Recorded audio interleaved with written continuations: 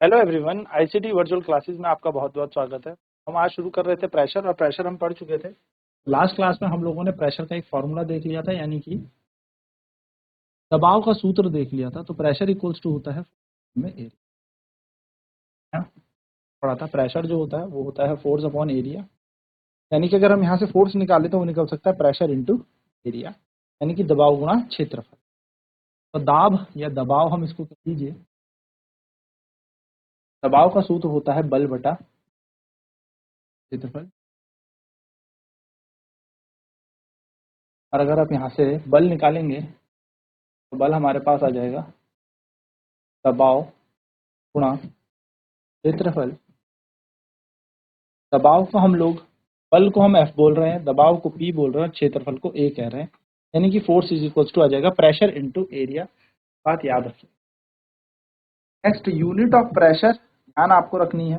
दबाव की इकाई आपको याद रखनी है। दाब की इकाई हम कह सकते हैं, तो दाब की इकाई हमारे पास होती है पास्कल।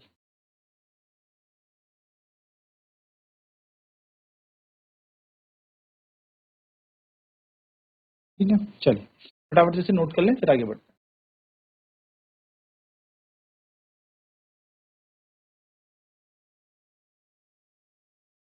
चलिए तो बात करते हैं pressure due to liquid column. किसी लिक्विड कॉलम के अंदर कितना प्रेशर लगता है।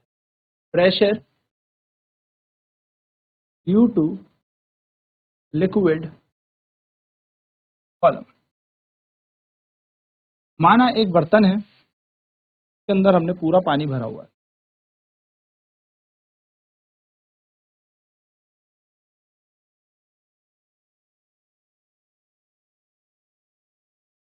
और इसके अंदर हमने क्या किया, एक कंटेनर, एक बर्तन हमने क्या कर दिया, सिलेंडर मान लो, हमने एसिड डाल दिया। आप याद रखिएगा, जैसे जैसे जैसे जैसे आप पानी के अंदर जाते जाएंगे पता है प्रेशर बढ़ता है। लेट अस कंसीडर इसकी ऊंचाई h है, इस पूरे सिलेंडर की ऊंचाई h है, इसका द्रव्यमान m है, तो इसका वेट नीचे कितना लग रहा होगा, mg वेट हमें लग रहा होगा, यानी कि सिलेंडर का वेट कितना होगा, वजन कितना होगा, mg। इस वाली सतह पर इस पे प्रेशर, ये जो लिक्विड से प्रेशर लग रहा है P1 लग रहा है, और उसी प्रकार से यहाँ पर इस पर जो इस पानी से प्रेशर लग रहा है वो P2 लग रहा है। P1 और P2 क्या है, ये प्रेशर है। अब हमें चेक करना है कि इस प्रेशर में, यानी कि इस A बिंदु पे एक प्रेशर लग रहा है, दबाव लग रहा है, और इस B बिंदु पर एक दबाव लग रहा है, इनमें कितना अंतर होगा, कितना फर्क होगा। हम कह रहे हैं जैसे जैसे आप पानी से अंदर जाओगे, कि लिक्विड के अंदर जाते जाओगे प्रेशर बढ़ता है, तो सर वो कितना प्रेशर बढ़ता है। तो लेट ए यहाँ पर एरिया है सिलेंडर का, यानी कि एरिया ऑफ कंटेनर या सिलिंड्रिकल कंटेनर हमने रखा है, तो सिलेंडर यानी कि बेलन का क्षेत्रफल ले लो।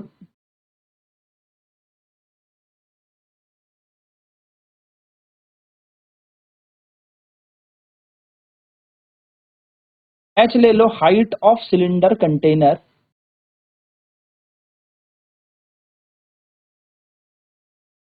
बेलन का या बेलन की ऊंचाई।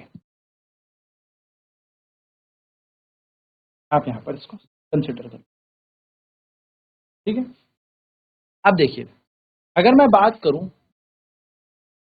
वेट ऑफ सिलेंडर की, यानी कि इस कंटेनर के, इस बेलन के भार की बात करूं, तो बेलन का भार, अगर मैं भार की बात करूं तो वेट आप सभी को पता होता है m इंटू जी, जहां पर m है mass of container, mass of cylinder.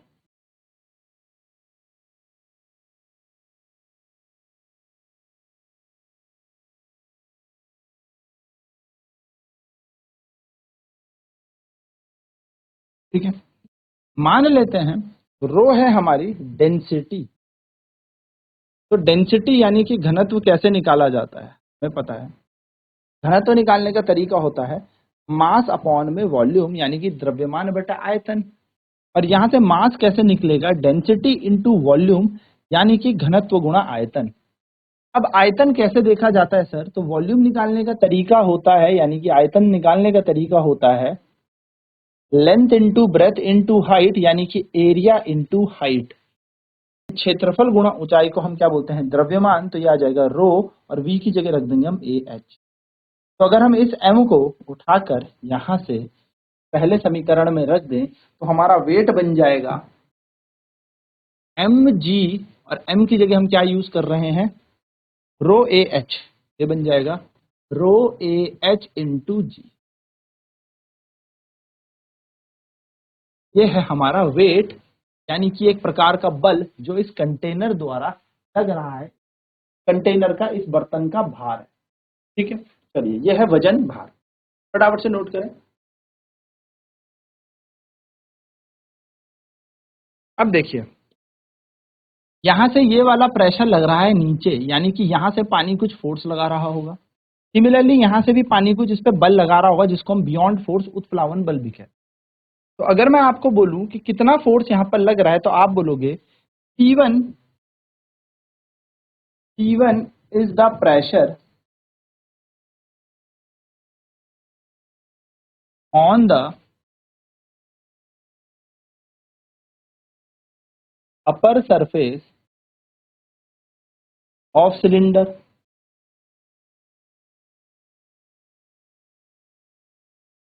ठीक है, तो अगर मैं यहां से फोर्स निकालूंगा, फोर्स 1 बोल लूं, तो निकलेगा प्रेशर, देखो, इनटू एरिया। क्षेत्रफल तो ए माना है ना, और हमने अभी पढ़ा था फोर्स कैसे निकलता है? दबाव गुणा क्षेत्रफल।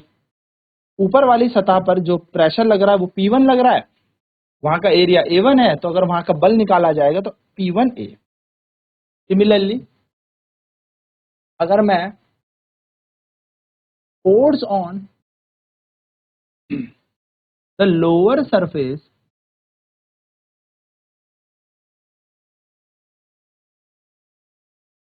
ऑफ द कंटेनर की बात करूं, तो लोअर सरफेस पे जो लगेगा वो लगेगा F2 मान लेते हैं, और वो हो जाएगा प्रेशर 2 इंटू एरिया। अब हम नेट डाउनवर्ड फोर्स देख लेते हैं पहले। नेट डाउनवर्ड फोर्स यानी कि कुल नीचे लगने वाला बल।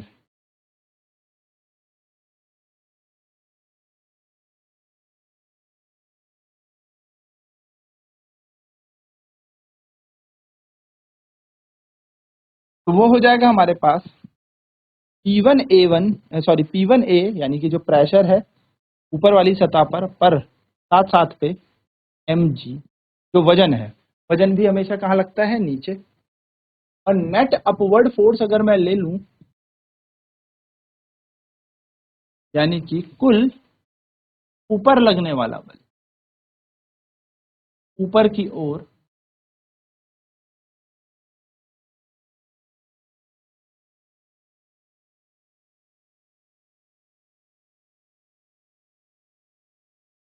तो आ जाएगा F2 is equal to P2A।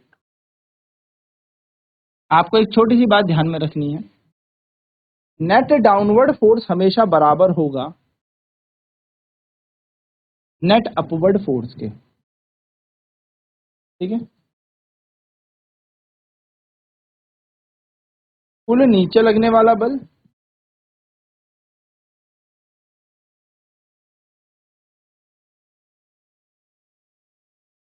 बराबर कुल ऊपर लगने वाला।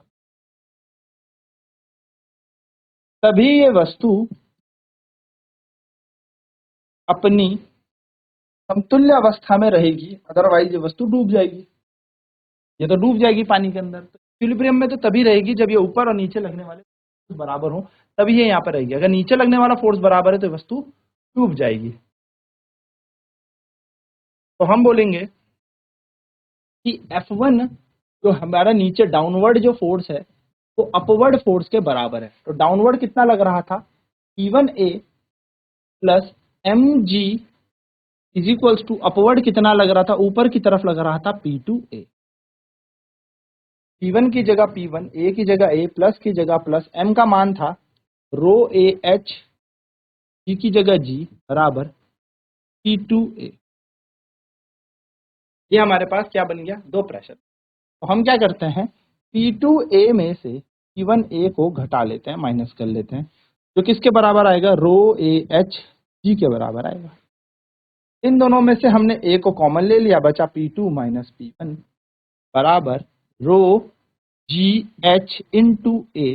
ये ए और ए कैंसिल कर देगा एक दूसरे को, और दोनों दबाव में अंतर हमें मिल गया P2 माइनस P1। ये होता है pressure due to liquid column. कितना गैप होता है, कितना ज्यादा प्रेशर लग रहा है नीचे की तरफ, तो रो जी एच। तो हमें पता लग गया घनत्व गुणा गुरुत्व त्वरण गुणा ऊंचाई, कितना ज्यादा ये अंदर की तरफ जाता जाएगा, पड़ेगा रो जी। चलिए फटाफट से इसे नोट कर ले।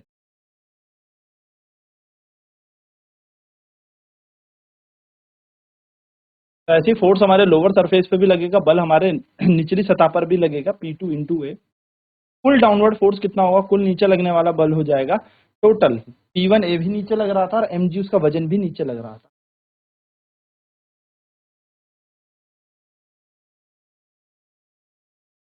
नेट अपवर्ड फोर्स कितना लगेगा, कुल ऊपर लगने वाला बल होगा F2 यानी कि P2 है जो ऊपर की तरफ लग रहा होगा। इक्विलिब्रियम में है बॉडी, यानी तुल्य में है, ना तो ये नीचे जाएगी ना ऊपर जाएगी, यानी कि हमारा नेट अपवर्ड कुल नीचे लगने वाला बल और कुल ऊपर जाने वाला बल बराबर होगा। इसलिए हमने क्या कर देना है, इन दोनों बलों को बराबर कर देना है, समान रख देना है, एक दूसरे के इक्वल रख देना है।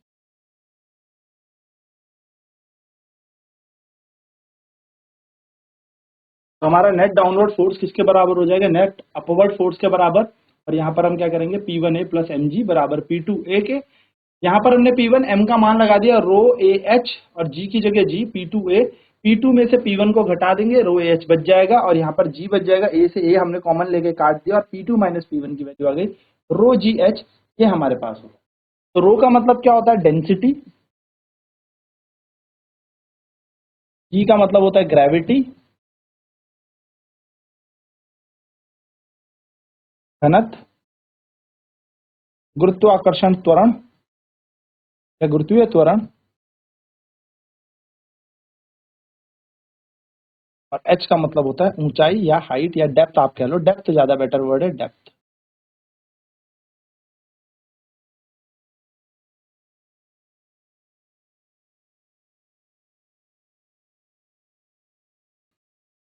चलिए, तो हमें पता लग गया कितना प्रेशर लगता है। नेक्स्ट बात करते हैं पास्कल लॉ की। पास्कल का नियम। पास्कल का नियम कहता है कि यदि किसी एनक्लोज्ड कंटेनर के अंदर कोई बॉडी रखी हुई है, यानी कि ये एक बंद बर्तन है और इसके अंदर हमने कोई बॉडी रखी हुई है, कोई वस्तु हमने रखी हुई, तो इस पर क्या लगेगा, प्रेशर लगेगा इस लिक्विड द्वारा। तो इस पर जो दबाव लगेगा इस तरल द्वारा, यानी कि इस बर्तन के अंदर जो भी हमने यहाँ पर लिक्विड भरा है, इस लिक्विड द्वारा इस पे जो प्रेशर लगेगा वो इक्वल प्रेशर होगा, वो इक्वल डिस्ट्रीब्यूट होगा हर एक डायरेक्शन, यानी कि इक्वल प्रेशर लगेगा इक्वल पोजीशन। यानी कि pressure in equilibrium is same everywhere, यानी कि समतुल्य अवस्था में दबाव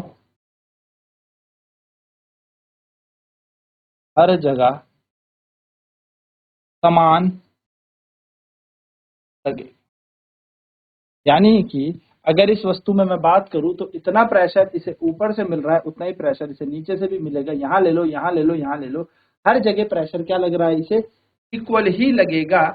ठीक है, तो मान लिया मैंने इस कोने में यहाँ पर जो फोर्स F1 लग रहा है और यहाँ पर F2 फोर्स लग रहा है, तो हम यहाँ पर बोले इसका एरिया कितना है A और यहाँ पे कितना एरिया है A।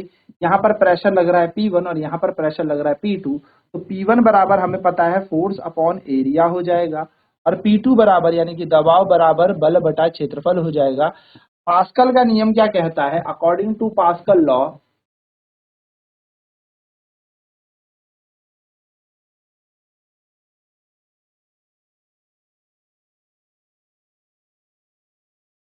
पास्कल के नियम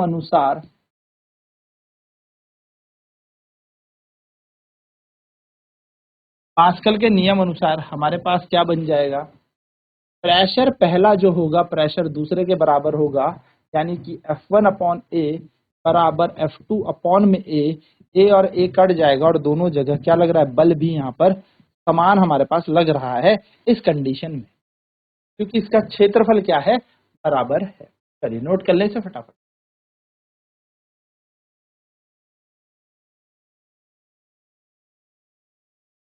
चलिए, इसकी एक एप्लीकेशन है, अनुप्रयोग है, तो एप्लीकेशन ऑफ पास्कल लॉ, इस पे न्यूमेरिकल भी बनता है क्वेश्चन।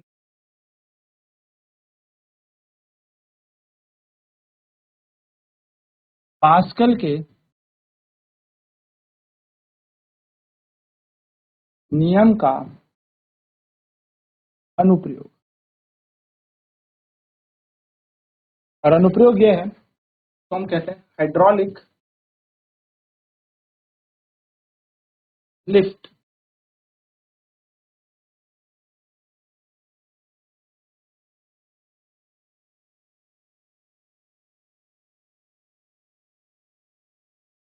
हाइड्रोलिक लिफ्ट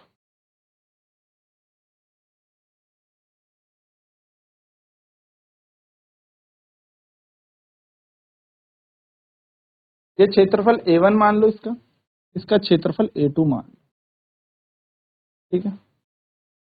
यहाँ पर लगने वाला बल F1 मान लो, यहाँ पर लगने वाला बल F2 मान लो। अब आपको पता है कि इसके अंदर पूरा क्या भरा होगा, पानी भरा हुआ होगा, इसके अंदर कोई लिक्विड भरा हुआ होगा, कोई तेल हो सकता है, कुछ भी हो सकता है। हाइड्रोलिक का मतलब होगा क्या, कुछ लिक्विड इसके अंदर हो,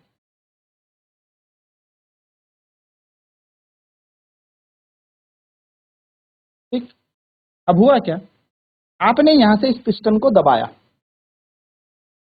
इस पिस्टन ने क्या किया, P1 प्रेशर लगाया, P1 दबाव लगाया, और ये प्रेशर इक्वली डिस्ट्रीब्यूट हो गया हर जगह, यानी कि ये प्रेशर हर जगह क्या करेगा, इक्वली डिस्ट्रीब्यूट होगा, चाहे वो ऊपर की दीवार हो, नीचे की हो, ऊपर की नीचे की, इस तरीके। फिर ये ऊपर की तरफ क्या करेगा, प्रेशर अप्लाई करेगा, ऐसे ऊपर की तरफ। तो यही P1 प्रेशर क्या हो रहा है, बराबर डिस्ट्रीब्यूट हो रहा है, और यहां पर लगेगा, नाम दे देते हैं P2। अब हुआ क्या सर, यहां से प्रेशर P1 लग रहा था और यहां से प्रेशर P2 लग रहा था, यानी कि दबाव P2 लग रहा था, तो यहां पर P1 P2 क्या अलग होंगे, नहीं, क्योंकि पास्कल जी के नियम अनुसार ये लिक्विड एनक्लोज्ड कंटेनर के अंदर है, और यहां पर पास्कल के नियम अनुसार जितना प्रेशर P1 है उतना ही P2 पर भी लग रहा है, यानी कि जितना मैं कहूं X वाले छोर पे लग रहा है, मान लो इधर Y वाले छोर पे कितना है, तो प्रेशर P1 में कितना है सर, F1 अपॉन A1, क्योंकि क्षेत्रफल अलग है हमारे पास, यहाँ पर बल अलग है। सिमिलरली P2 की बात करें तो बल अलग है और क्षेत्रफल भी अलग अलग है, F2 अपॉन A2। यहां से हम क्या कर सकते हैं सर, यहां से हम F1 का मान निकाल सकते हैं या F2 का निकाल सकते हैं, तो वो निकल जाएगा F1 into A2 by A1। ये हमारे पास क्या आ गया, फोर्स आ गया, ये आ गया हमारे पास फोर्स, यानी कि बल एट वाई, वाई पर, वाई पर हमने क्या निकाल लिया, बल निकाल लिया, फोर्स निकाल लिया।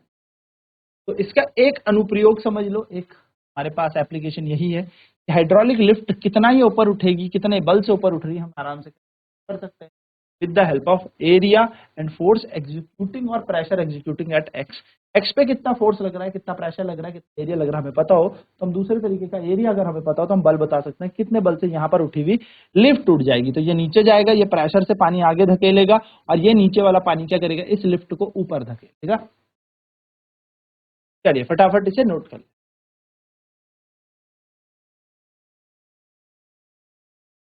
तो ये बेसिक सी चीज है जो कि के नियम का या पास्कल लॉ का हमारा क्वेश्चन है। यहाँ पर पास्कल के लॉ या पास्कल के नियम को लगाकर हम बल निकाल। दिस वाज ऑल अबाउट हाइड्रोस्टैट्स, हाइड्रोस्टैट यानी कि विद्युत, सॉरी, द्रव स्थैतिकी के अंदर का हमने ये सारा पार्ट पढ़ लिया है। नेक्स्ट क्लास में बात करेंगे जब लिक्विड फ्लो करता है। ये बात थी जब लिक्विड रुका होता है तो क्या होता है। अब बात करेंगे जब लिक्विड फ्लो करेगा यानी कि बहेगा, कौन कौन सी कंडीशन। तो आईसीटी वर्चुअल क्लासेस में आज इतना ही। नेक्स्ट क्लास में अब फ्लो ऑफ लिक्विड पे हम बात करेंगे, यानी कि जब तरल बहेंगे तो क्या क्या उस पर कौन कौन से गुण रोल प्ले करते हैं उन पर। जुड़ने के लिए आपका बहुत बहुत धन्यवाद। आपका दिन